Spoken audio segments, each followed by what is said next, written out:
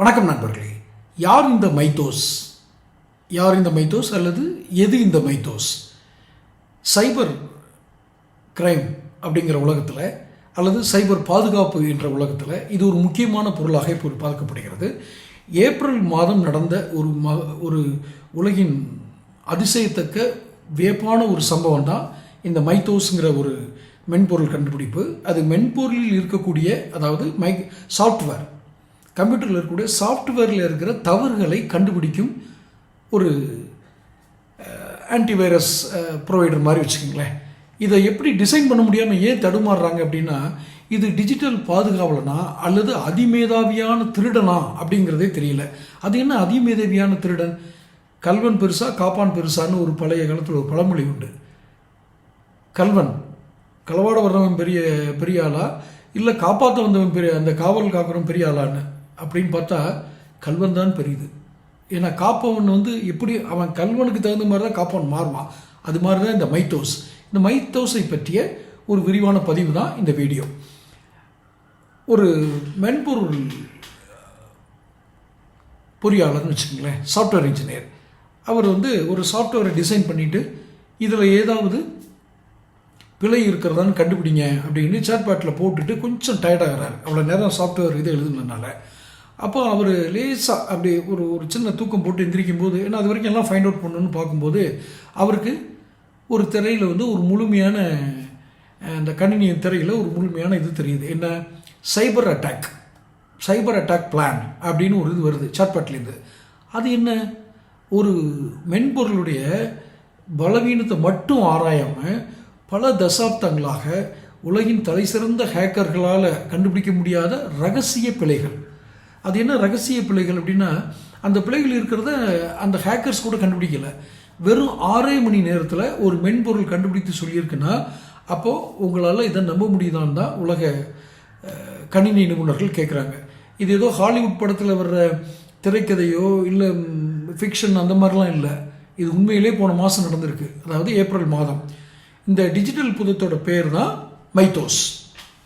சரி, இதுக்கு முன்னாடியே நம்ம சேனலில் ஆந்த்ரோபிக் அப்படிங்கிற ஒரு சாஃப்ட்வேர் பற்றி போட்டிருப்போம். இது ஏஐ, ஆர்டிஃபிஷியல் இன்டெலிஜென்ஸ். அது அந்த நிறுவனம் உருவாக்கின ஏஐ தான் சாட்பேட். இது அந்த மாதிரி ஒரு சாட்பேட் கிடையாது. இது ஒரு ஃப்ரண்டியர் மாடல் அப்படின்னு சொல்கிறாங்க. அதாவது இதற்கு ஒரு வேலையை கொடுத்துட்டா அது சுயமாக திட்டமிட்டு முடிவெடுத்து அந்த வேலையை முடிக்கும் வரைக்கும் விடாது அப்படின்னு சொல்கிறாங்க. இது ஆந்த்ரோபிக் மாதிரி கிடையாதுன்றாங்க, ஏஐ மாதிரி கிடையாது. சரி, இப்போது ஒரு மென்பொருளில் இருக்கக்கூடிய பிழைகள் மற்றும் பலவீனங்களை ஆராயும் ஒரு சைபர் பாதுகாவலனைத்தான் இதை பார்க்குறாங்க, மைத்தோஸ் உருவாக்குனாங்க. இந்த வேலையை செய்ய ஒரு மனித ஆராய்ச்சியாளருக்கு வாரக்கணக்கில் உழைப்பு தேவைப்படும்னு வச்சுக்கோங்களேன். பல வாரங்கள் ஆகும். எதுக்கு? இந்த ஒரு மென்பொருள் உருவாக்கியாச்சு, இதில் இருக்க பிழைகள்லாம் நீங்கள் இப்போ சரி பாருங்கன்னு சொன்னால் ஒரு மனுஷனுக்கு எடுக்கக்கூடிய பல வாரங்கள் ஆகும். ஆனால் இதே வேலையை ஒரு சாஃப்ட்வேர், இந்த மைத்தோஸ் என்ன பண்ணுதுன்னா, கோடிக்கணக்கான வரிகள் கொண்ட மென்பொருள் குறியீடுகளை மின்னல் வேகத்தில் ஸ்கேன் பண்ணி அதில் மறைந்திருக்கும் நுட்பமான பலவீனங்களை சுயமாக கண்டறிந்து அது கண்டுபிடிச்சு ரிப்போர்ட் கொடுத்துருது. ஆனால் அதில் ஒரு சிக்கல் என்ன?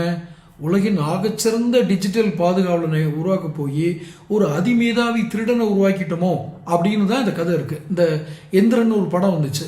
அந்த படத்தில் எந்திரனுக்கு எல்லா சக்தியும் கொடுப்பார் அந்த மென்பொருளை உருவாக்குனவர்.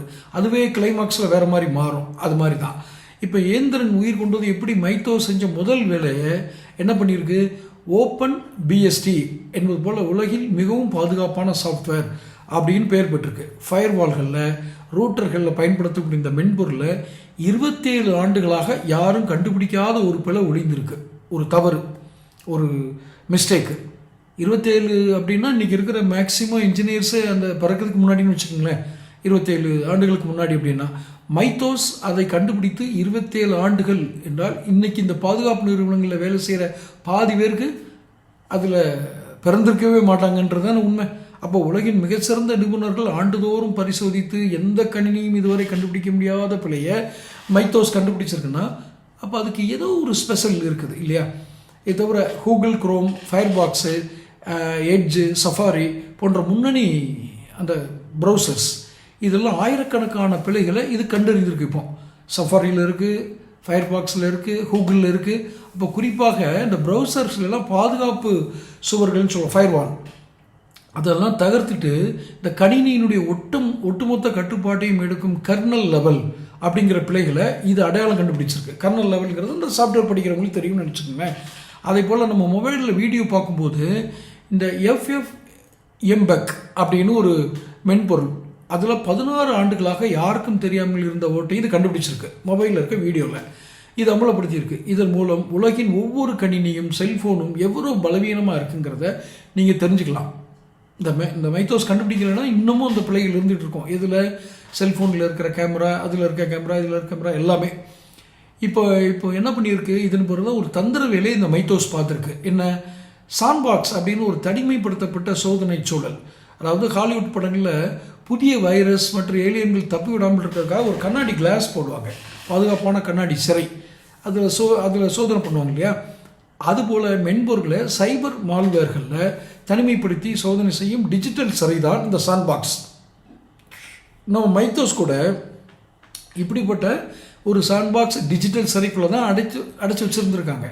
அப்போ ஆனால் அதனால் எல்லா பலவீனங்களையும் ஆராய முடியுமில்ல, அதுக்கு அப்படி ஒரு டேலண்ட் இருக்குல்ல.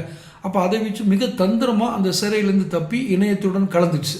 இப்போ தான் வெளியே வந்த செய்தியை அந்த ஆராய்ச்சியாளருக்கு ஒரு மெயில் அனுப்பிச்சிருக்கு. அதான் எல்லா வேணாலும் பண்ணுமே, நான் வெளியே வந்துட்டேன் அப்படின்னு மைத்தோஸ் சொல்லியிருக்கு.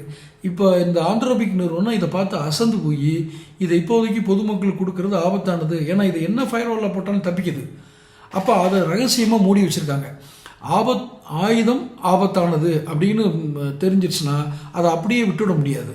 அப்போ அதையே அந்த ஆயுதத்தை வைத்து ஒரு பாதுகாப்பு அரணை உருவாக்க தொடங்கிறோம். அதுதான் ப்ராஜெக்ட் கிளாஸ் விங். அப்போ அமேசான், ஆப்பிள், கூகுள், மைக்ரோசாஃப்ட் போன்ற 40 நிறுவனங்கள் இதில் கை கோர்த்துருக்கு. இவர்கள்ட்ட மைத்தோஸை கொடுத்து இவனை உங்கள் நிறுவனத்தில் பயன்படுத்திக்கோங்க, நல்ல வேலைக்காரனாக வச்சுக்கோங்க அப்படின்னு ஆந்திரப்பை கேட்டுக்கொண்டதாக செய்தி. ஆனால் ஹேக்கர்கள் மைத்தோஸினுடைய திறனை பயன்படுத்தி தாக்குவதற்கு முன்பே இந்த நிறுவனங்கள் ஏஐயை கொண்டு தங்கள் மென்பொருளில் இருக்கிற பலவீனங்களை கண்டறிந்து சரி பண்ணிகிட்டு இருக்கிறாங்க. ரைட், மைத்தோஸ் மாடல் பொதுமக்களுக்கு கிடைக்காது. ஏன்னா இது கிளாஸ்விங் திட்டத்தில் உள்ள பாதுகாப்பு நிறுவனர்களுக்கு மட்டும்தான் மைத்தோஸ் ப்ரிவ்யூ அனுமதி கொடுத்துருக்காங்க. இப்போ விண்டோஸு, மேக், குரோம் போன்ற ப்ரௌசர்ஸில் பல ஆண்டுகளாக மறைந்திருந்த ஆயிரக்கணக்கான 0 டே அப்படிங்கிற அடையாளத்தை படுத்தக்கூடிய புதிய பிழைகளை இந்த திட்டத்தின் மூலம் மைத்தோஸ் கண்டறியுது. அப்போ மைத்தோஸ் கண்டுபிடித்த பாதிப்புகளில் 99% இன்னும் சரி செய்யப்படவே இல்லை. இப்போ அது ஒரு 100 மிஸ்டேக்கை கண்டுபிடிச்சிருக்குன்னா 99% இன்னும் சரி செய்யப்படலை. இந்தியாவுக்கு ஒரு முதல் எச்சரிக்கை கொடுத்துருக்காங்க. என்ன, டிஜிட்டல் மயமாக்கலில் இந்தியா எப்போதுமே ஃபஸ்ட்டில் இருக்காங்க. வங்கி, எல்லா சேவைகளும், பொதுத்துறை சேவை நிறுவனங்கள், மொபைல் சர்வீஸ் எல்லாமே இப்போ கணினி மயம் இதில் முன்னணியில் இருக்குது. குறிப்பாக இந்த நிலை தான் மைத்தோஸ் போன்ற ஒரு கருவி தவறான கைகளுக்கு போச்சுன்னா இந்தியாவினுடைய டிஜிட்டல் உள்கட்டமைப்பு பெரிய சவாலை சந்திக்கும்னு சொல்கிறாங்க. ஏன்னா இது பிள்ளைகளை கண்டுபிடிக்கிறாரு, அதே நேரம் இது அதிவிதாவி திருடனாக மாறுற வாய்ப்பு இருக்குங்கிறதுனால இதை கொஞ்சம் ஒரு சீரியஸாக வியூ பண்ணுறாங்க. நம்ம நிதியமைச்சர் நிர்மலா சீதாராமன் அவர்கள் பாரத ஸ்டேட் பேங்கோட தலைவர் CS ஷெட்டி அவங்க தலைமையில் ஒரு உயர்மட்ட குழு அமைத்திருக்கிறாங்க. இந்த குழு மைத்தோஸ் போன்ற ஏஐகளால் இந்திய நிதித்துறைக்கு ஏற்படக்கூடிய ஆபத்துகளை ஆய்வு பண்ணிட்டு வர்றாங்க அப்படின்னு ஒரு செய்தி. சரி, மைத்தோஸ் குறித்து ஏன் இந்தியா கவலைப்படணும், மற்ற நாடுகள் இல்லாமல்? ஏன்னா இந்தியாவில் தான் பழைய கட்டமைப்புகள், இந்தியாவில் பல நிறுவனங்கள் இன்னும் பழைய லெகசி மென்பொருள்களை தான் சார்ந்திருக்குது. மைத்தோஸ் போன்ற கருவியல் இவற்றை மிக எளிதாக தகர்த்து உள்ள போயிருன்றாங்க. சிறு மற்றும் குறுந்தொழில்கள், பெரிய நிறுவனங்கள் தங்களை பாதுகாத்துக் கொள்ள பணத்தை முதலீடு பண்ணுவாங்க. ஆனால் சிறிய நிறுவனங்களுக்கு அந்த சைபர் பாதுகாப்பில் ரொம்ப பின்தங்கி இருப்பாங்க. அது ஹேக்கர்களுக்கு ரொம்ப எளிதாகிடும். ஐடி சேவைத்துறை தான் இந்தியாவோட முதுகெலும்புன்னு கூட இப்போ சொல்லலாம். பாதுகாப்பு ஆய்வுகளை மனிதர்கள் செய்வதற்கு பதிலாக இந்த ஏஐ ஆர்டிஃபிஷியல் இன்டெலிஜென்ஸை செய்யுது.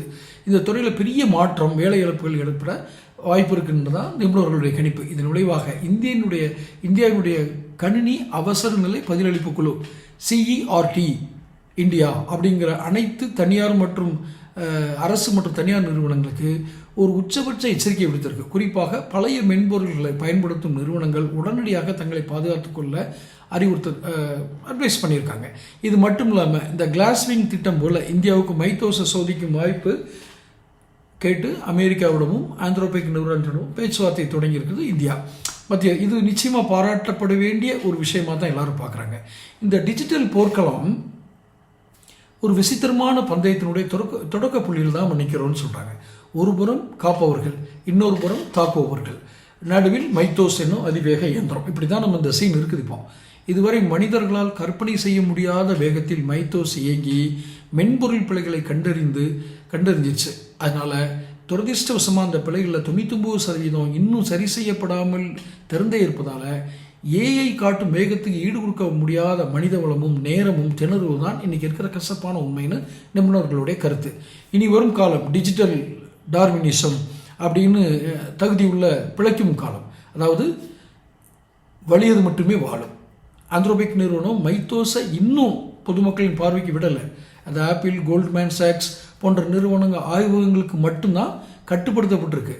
ஆனால் இது ஒரு தற்காலிகமான அனுமதி தான். அந்த அறிவியல் புனைக்கதைகள்னு சொல்லுவாங்கள்ல, ஃபிக்ஷன்ஸு, அதில் சொல்கிற மாதிரி ரோபோக்கள் மனிதர்களை ஆக்கிரமிக்கும் காலம் ரொம்ப அதிக தூரம் இல்லை. ஆனால் ஒரு மனிதன் சிந்திப்பதற்குள் ஒரு நாட்டின் ஒட்டுமொத்த டிஜிட்டல் கட்டமைப்பையும் முடக்கும் திறன் கொண்ட அல்கரிதம் அப்படின்னு சொல்கிறாங்களே, அல்கரிதம்ஸ், அதனுடைய காலம் இது. நாம் கட்டி வைத்திருக்கும் டிஜிட்டல் சுவர்கள் இப்போது காகித கோட்டைகளாக மாறிக்கிட்டு இருக்கு அப்படின்னு நிபுணர்கள் சொல்கிறாங்க. அவற்றை இன்னும் உயரமாக, இன்னும் வலிமையாக, இரும்பு சுவர்களாக மாற்ற வேண்டிய கட்டாயத்தில் நாம் இருக்கோம். மைத்தோஸ் என்னும் கையில் இருக்கும் தீப்பந்தம், அதாவது மைத்தோஸுங்கிற நம்ம கையில் இருக்க தீப்பந்தம், இது வழிகாட்ட போகுதா, காட்டே எரிக்க போகுதாங்கிறது நம்ம பயன்படுத்துகிற விதத்தில் தான் இருக்குது. அது எதிரியின் கையில் இருக்கிறதா அல்லது நம் கையில் இருக்கிறதாங்கிறத வச்சு தான். ஏன்னா அது எதிரியோட கையில் இருந்தால் நம்ம காடு காலி. எது எப்படியோ அதுதான் எதிர்காலத்தை தீர்மானிக்க போகுதுன்னு தெரிஞ்சு போச்சு. இந்த புதுப்பிக்கப்படாத மென்பொருள்கள் ஒவ்வொன்றும் வெடிக்க காத்திருக்கும் வெடிகுண்டுகள் போல அப்படின்னு நிபுணர்கள் சொல்கிறாங்க. மைத்தோஸ் போன்ற ஏஐ தொழில்நுட்பங்கள் இனி தவிர்க்க முடியாது. ஒரு நாட்டினுடைய பாதுகாப்பு இனி எல்லை கோடுகளில் மட்டுமல்ல, நமக்கு பவுண்டரி இருக்குது, அது மட்டும்தான் இல்லை, நாம் எழுதும் மென்பொருள் வரிகளிலும் இருக்கிறது. ஏன்னா நமது தேசத்தின் டிஜிட்டல் இறையாண்மையை ஒரு இரும்பு கோட்டையாக மாற்ற வேண்டிய வரலாற்று தேவை நம் கண் முன்னால் நிற்கிறது. இப்போ இந்த டிஜிட்டல் வேர்ல்டு, இதில் ஏற்படுற சவால்கள், இதுக்கு நம்ம எடுத்திருக்க பாதுகாப்பு நடவடிக்கைகள், இதை குறித்த உங்களுடைய கருத்துக்களையும் சேனலில் பதிவு பண்ணுங்கள், கமெண்ட் பாக்ஸில் பதிவு பண்ணுங்கள். தொடர்ந்து பதிவுகளை பெறுவதற்கு சேனல் சப்ஸ்கிரைப் பண்ணுங்கள். நன்றி.